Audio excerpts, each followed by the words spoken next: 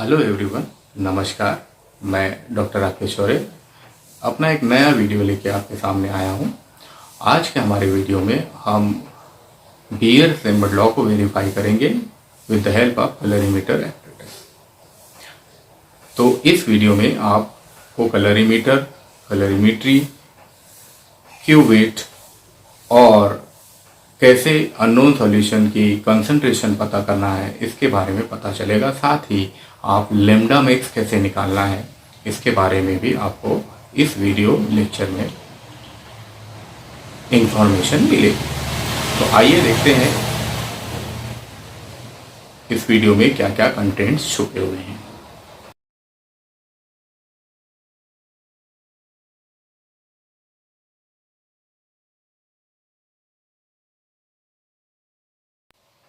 तो सबसे पहले तो हम बात कर लेते हैं इसके ऑब्जेक्ट की कि हमको एक्सपेरिमेंट में ऑब्जेक्ट क्या रहेगा।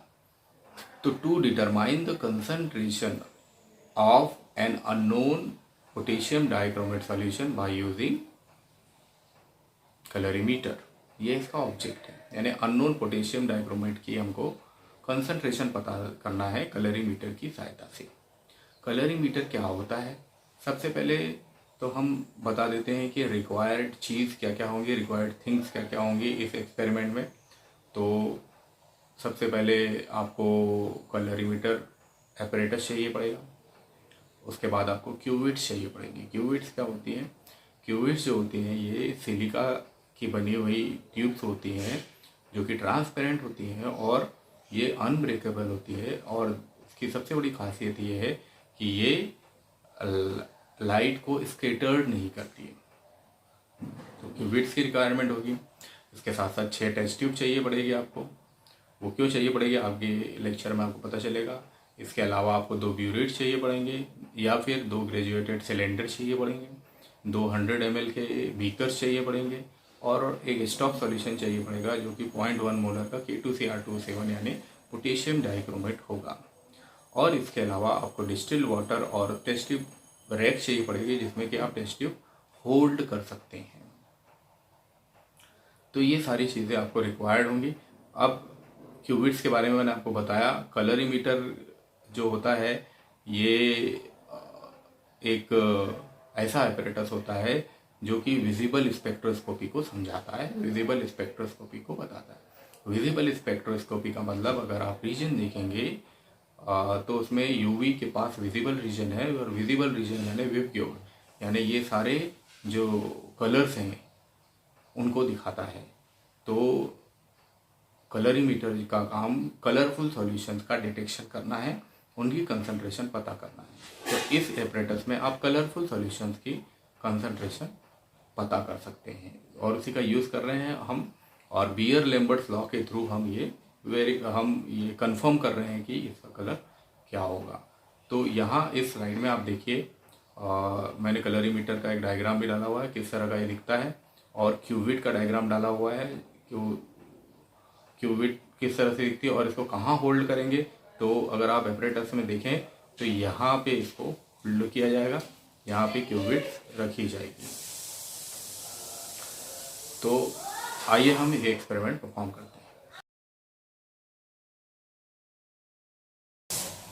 तो आइए बात कर लेते हैं थ्योरी की।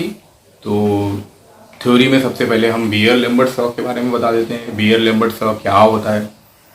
तो बियर और लैम्बर्ट दोनों अलग अलग लॉज हैं। बियर्स बोलते हैं कि जो इंटेंसिटी है मोनोक्रोमेटिक लाइट की वो सॉल्यूशन की कंसंट्रेशन पर डिपेंड करती है। The intensity of monochromatic radiation is depend on the concentration of the solution. और लैम्बर्ट्स बोलते हैं कि the intensity of monochromatic radiation is depend on the thickness of the medium. यहाँ पे मीडियम क्यूबिट है और जब दोनों को कंबाइंडली मिला दिया जाता है तो जो लॉ है वो बनता है कि the intensity of monochromatic radiation is depend on the concentration of the solution as well as the thickness of the medium. यानी जो लाइट की इंटेंसिटी है वो सॉल्यूशन की कंसंट्रेशन पर और मीडियम की थिकनेस पर डिपेंड करती है। अगर कंसंट्रेशन ज़्यादा होगी तो इंटेंसिटी कम होगी। तो इसको समझते हैं कि कैसे होता है ये। कलरीमीटर जो जैसा हमने आपको बताया विजिबल स्पेक्ट्रोस्कोपी का एक पार्ट है, और इससे हम अननोन कलर्ड सॉल्यूशन की कंसंट्रेशन पता कर सकते हैं, और जिसके लिए क्यूबिट है जिसकी पाथ लेंथ फिक्स्ड होती है। यहाँ इंटेंसिटी चेंज होगी कंसंट्रेशन के साथ, कंसंट्रेशन बढ़ेगी तो इंटेंसिटी घटेगी। यहाँ देखिए एक हमने एनिमेशन तैयार किया है। इस एनिमेशन के थ्रू बताया है कि किस तरह से क्यूबिट में जब हम लाइट डालते हैं एक पर्टिकुलर इंटेंसिटी की, तो ये देखिए इंसिडेंट लाइट जो डली है वो उसका सामने जो जा रही है क्रॉस करके जब सॉल्यूशन को, तो उसकी क्या हो रही है, उसकी इंटेंसिटी कम हो रही है, लाइट थोड़ा सा फीका हो गया है। इसको बोलते हैं ट्रांसमिटेड लाइट। इंसिडेंस लाइट को आई नॉट से शो करते हैं और ट्रांसमिटेंस लाइट को आई टी से शो करते हैं, और जो लेंथ होती है क्यूबिट की वो कहलाती है एल। तो इसके लिए जो हम बियर लैम्बर्ट लॉ को वेरीफाई करने के लिए जो फॉर्मूला यूज करते हैं वो होता है log I naught upon I t is equal to A का मतलब होता है एब्जॉर्बेंस, या इसको लिख सकते हैं A is equal to E C L, जहाँ पे कि ई मोलर एब्जॉर्बिविटी होती है, सी कंसंट्रेशन होती है, और एल लेंथ होती है, जो कि बियर लैम्बर्ट लॉ को प्रूव करता है। तो आइए बात कर लेते हैं प्रोसीजर की कि इसके लिए क्या प्रोसीजर अप्लाई किया जाए। तो प्रोसीजर को देखने के लिए हमको सबसे पहले लैम्डा मैक्स निकालना पड़ेगा। लैम्डा मैक्स कैसे निकालना है ये हमने एक्सपेरिमेंट में आपको बताया कि सबसे पहले आपको एक फिक्स्ड वेवलेंथ पर रखना है सॉल्यूशन को। तो फिक्स्ड वेवलेंथ का मतलब क्या होगा कि हमने पहले रैंडमली कोई भी वेवलेंथ पे रख दिया है, 400 से शुरू हो रहा है और 690 तक है, 700 तक है, तो कोई भी वेवलेंथ पर हमने रख दिया उसको। और अब हम क्या कर रहे हैं, अब हम सॉल्यूशन को फिक्स रखेंगे और वेवलेंथ चेंज करते जाएंगे। वेवलेंथ चेंज करते जाएंगे तो जो फिल्टर है उसको रोटेट करते जाएंगे, तो अलग अलग वेवलेंथ पर हम एब्जॉर्बेंस चेक करेंगे। तो जैसे कि ये टेबल में दिखाया जा रहा है कि अलग अलग वेवलेंथ पर एब्जॉर्बेंस क्या है, और इसमें आप देख सकते हैं कि सबसे हाईएस्ट एब्जॉर्प्शन कहाँ है। तो जो हाईएस्ट एब्जॉर्प्शन होगा, ये हाईएस्ट एब्जॉर्प्शन जो रहेगा ये शो करेगा कि उसका लैम्डा मैक्स क्या है। लैम्डा का मतलब वेवलेंथ और मैक्स का मतलब मैक्सिमम, यानी उसकी वेवलेंथ किस एब्जॉर्प्शन पर मैक्सिमम है। जहाँ एब्जॉर्प्शन मैक्सिमम होगा वहाँ वेवलेंथ मैक्सिमम होगी। इसको हमने आपको इस ग्राफ के थ्रू भी बताया है जिसमें एक पीक ली हुई है, और इस पीक में आप आसानी से लैम्डा मैक्स फाइंड आउट कर सकते हैं। तो ये जो ग्राफ प्लॉट किया गया है ये एब्जॉर्प्शन और वेवलेंथ के बीच में किया गया है, और इसमें आप देख सकते हैं कि किस तरह से लैम्डा मैक्स मिलेगा। और इसको हमने स्टार्ट किया यहाँ से, ये कहलाती है क्यूबिट्स। क्यूबिट्स में हमको ध्यान रखना है कि यहाँ एक लाइन बनी हुई है।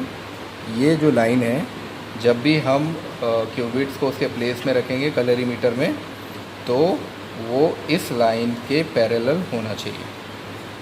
तो सबसे पहले हम क्या करेंगे, सबसे पहले कलरीमीटर में जो एक्सपेरिमेंट हमको करना है to verify the Beer Lambert law, उसके लिए सबसे पहले इस कलरीमीटर को कैलिब्रेट करना होगा। और कैलिब्रेट करने के लिए इस क्यूबिट के अंदर हम वाटर लेते हैं, और वाटर लेके ये जो वैल्यू 1 आ रही है, इस वैल्यू को 0 रखना होता है, क्योंकि इसमें हमको एब्जॉर्प्शन दिखाना होता है। तो 0 रखने के लिए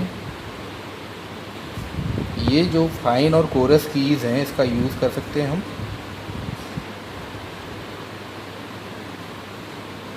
ये 0 हो गया है।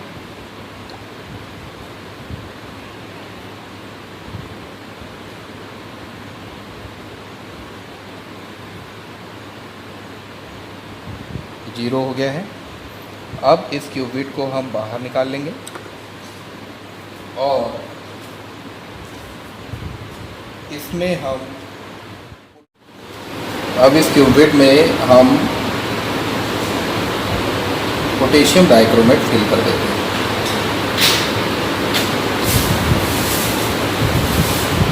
पोटेशियम डाइक्रोमेट फिल करके इस क्यूबेट को यहाँ प्लेस कर देते हैं। अभी ये जो पोटेशियम डाइक्रोमेट है ये प्योर है, जो स्टॉक सॉल्यूशन से लिया है, और इसकी वैल्यू आप देख रहे हैं, ये एब्जॉर्प्शन की वैल्यू दिखा रहा है 0.11। अब यहाँ पे एक फ़िल्टर लगा हुआ है। ये जो फ़िल्टर होता है ये अलग अलग रैंक्स को दिखाता है, अलग अलग कलर की रैंक्स को दिखाता है। तो क्योंकि हमारा सॉल्यूशन का कलर जो है वो येलो है और येलो की रैंक होनी चाहिए 570 नैनोमीटर। वैसे 57 नैनोमीटर में रखा हुआ है, 570 है, ये एक डिजिट नहीं दिखेगा इसमें। तो ये जो फ़िल्टर है ये उस पर्टिकुलर कलर की वेवलेंथ पर सेट होता है। तो अभी हमने 570 नैनोमीटर पर इसको सेट करके रखा हुआ है, जहाँ पे इसकी वैल्यू आ रही है 0.11। अब हम 1 बाय 1 फ़िल्टर को रोटेट करते जाएंगे। तो ये मैंने रोटेट किया। अब जो है वो 620 नैनोमीटर आ गया, जिसकी वैल्यू आ रही है 0.28। 680 नैनोमीटर आ गया, जिसकी वैल्यू आ रही है 0.37। 400 नैनोमीटर आ गया, जिसकी वैल्यू आ रही है 0.47। 450 नैनोमीटर, जिसकी वैल्यू है 1.25।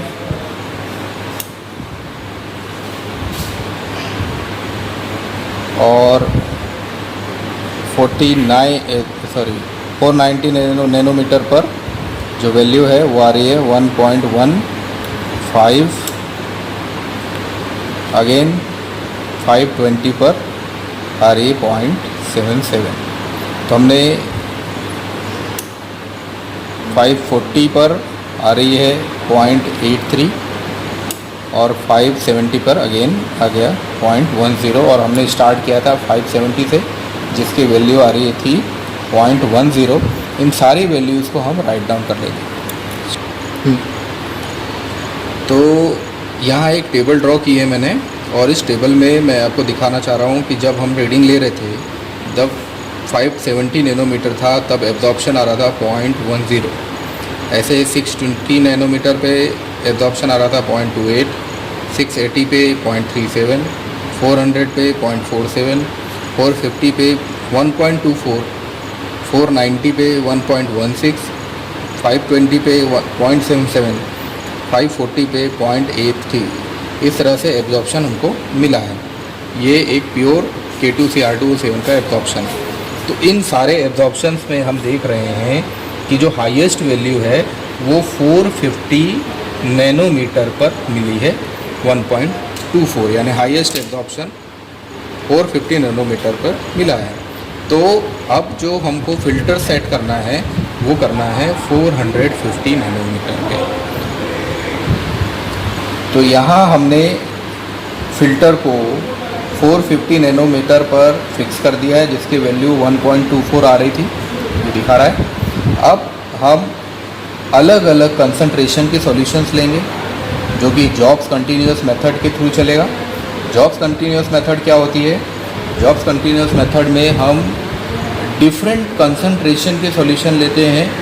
जैसे 1 ml से शुरू किया, 1 ml K2Cr2O7, 9 ml वाटर, ऐसे इसको मिक्सअप करेंगे टोटल अमाउंट ऑफ 10 ml में। ऐसे ही 2 ml K2Cr2O7, 8 ml वाटर, ऐसे करके 10 ml का पूरा सॉल्यूशन बनाएंगे। तो एक तो हमारी वैल्यू जो है प्योर सॉल्यूशन यानी 10 ml के लिए मिल गई है, जो कि एब्जॉर्प्शन की वैल्यू आ रही है 1.24। अब हम अगले जो सॉल्यूशन बनाएंगे उसके लिए हमारे पास अलग अलग कंसंट्रेशन अवेलेबल होगी। अब इन सॉल्यूशन को बनाने के लिए हमारे पास कम से कम 5 टेस्ट ट्यूब होनी चाहिए, मैक्सिमम 10 टेस्ट ट्यूब होनी चाहिए, मिनिमम 5 टेस्ट ट्यूब होनी चाहिए, जिसकी सहायता से हम अलग अलग कंसंट्रेशन के सॉल्यूशन बना पाएंगे। और ये जो मेथड होगी, ये मेथड कहलाएगी जॉब्स कंटिन्यूस मेथड। तो लेमडा मैक्स तो फाइंड आउट कर लिया हमने। अब जो लेमडा मैक्स हमको मिला है वेवलेंथ हम वहीं फिक्स करेंगे, हमारा फिल्टर वहीं फिक्स हो जाएगा। अब हम अननोन सॉल्यूशन की कंसंट्रेशन उस लेमडा मैक्स के थ्रू पता करेंगे। उसके लिए हम क्या करेंगे, तो हमने ये एक्सपेरिमेंट में आपको बताया कि किस तरह से हम अलग अलग कंसंट्रेशन के सॉल्यूशन जॉब कंटिन्यूस मेथड के थ्रू बनाएंगे और फिर अननोन सॉल्यूशन की कंसंट्रेशन पता करेंगे। तो इसके लिए ये जो वीडियो है इसमें आप जो देख रहे हैं कि 5 टेस्ट ट्यूब है, इनफैक्ट 6 टेस्ट ट्यूब है। 5 में कंसंट्रेशन नॉन कंसंट्रेशन है, जैसे 2 ml, 4 ml, 6 ml, 8 ml और 10 ml। और जो छठी टेस्ट ट्यूब है उसमें अननोन सॉल्यूशन रखा है जिसकी कंसंट्रेशन हमको पता नहीं है। इसका हम एब्जॉर्प्शन लेंगे और उसके साथ हम फिर कंसंट्रेशन पता करेंगे। तो इस तरह से हमने 5 टेस्ट ट्यूब ली जिसमें नॉन कंसंट्रेशन के सॉल्यूशन है, और ये एक टेस्ट ट्यूब ली जिसमें अननोन कंसंट्रेशन का सॉल्यूशन है। फिर एक हमने ऑब्जर्वेशन टेबल ड्रॉ करी जिसमें हमने बताया कि K2Cr2O7 की कंसंट्रेशन क्या है और वाटर की कंसंट्रेशन क्या है, क्योंकि हमको जॉब्स कंटिन्यूस मेथड का यूज़ करना है। जॉब्स कंटिन्यूस मेथड का यूज़ करने के लिए हमारी जो K2Cr2O7 की कंसंट्रेशन है वो वाटर के साथ मिक्सअप करके टोटल अमाउंट 10 ml में बनाना पड़ेगा। तो जैसे कि हमने यहाँ पे 2 ml K2Cr2O7 लिया हुआ है, तो यहाँ पे 8 ml हमको वाटर लेना पड़ेगा ताकि 10 ml मेकअप हो जाए, और फिर उसका एब्जॉर्प्शन देखना पड़ेगा। तो यहाँ आप इस टेबल में देख रहे हैं कि एब्जॉर्प्शन जो है जैसे जैसे कंसंट्रेशन बढ़ रही है एब्जॉर्प्शन भी बढ़ता जा रहा है, यानी जब मॉलिक्यूल्स बढ़ते जाएंगे तो एब्जॉर्प्शन बढ़ते जाएगा। और अननोन की आप कंसंट्रेशन यहाँ देख रहे हैं जो कि 0.63 है। तो अब यहीं से आप अंदाज़ा लगा सकते हैं कि अननोन सॉल्यूशन की कंसंट्रेशन, अननोन सॉल्यूशन की एब्जॉर्प्शन आपने देखी है यहाँ पे 0.63 है। आप यहीं से अंदाज़ा लगा सकते हैं कि अननोन सॉल्यूशन की कंसंट्रेशन क्या हो सकती है। अगर आप टेबल को देखें ध्यान से तो ये 4 ml और 6 ml के बीच में कहीं इसकी कंसंट्रेशन आएगी। तो कंसंट्रेशन निकालने के लिए हमने ग्राफ प्लॉट किया, और ये जो ग्राफ होगा ये कंसंट्रेशन ऑफ K2Cr2O7 और एब्जॉर्प्शन के बीच में होगा, जिसमें कि स्ट्रेट लाइन आएगी हमेशा, और ये जो स्ट्रेट लाइन आएगी इसके थ्रू फिर हम अननोन सॉल्यूशन की कंसंट्रेशन इस तरह से निकाल सकते हैं। तो आप देख रहे हैं एक्स एक्सिस पर कंसंट्रेशन ऑफ K2Cr2O7 है और वाई एक्सिस पर एब्जॉर्प्शन। इस तरह से हम कैलकुलेट कर सकते हैं अननोन सॉल्यूशन की कंसंट्रेशन। बहुत ही ईजी प्रैक्टिकल है, आप करिए आपकी लेबोरेटरी में और औरों को भी करवाइए। देखिए हमारे इस वीडियो में हमने 6 टेस्ट ट्यूब ली हुई है, जिसमें से 5 टेस्ट ट्यूब में नॉन सॉल्यूशन रखे हुए हैं 2 ml, 4 ml, 6 ml, 8 ml और 10 ml, और एक जो टेस्ट ट्यूब है इसमें हमने अननोन सॉल्यूशन रखा हुआ है जिसकी कंसंट्रेशन निकालनी है। आइए देख लेते हैं अननोन सॉल्यूशन की एब्जॉर्बेंस वैल्यू। इस क्यूबिट में अननोन सॉल्यूशन लिया है मैंने, इसकी एब्जॉर्बेंस वैल्यू देख लेते हैं, जिसकी एब्जॉर्बेंस वैल्यू आ रही 0.63।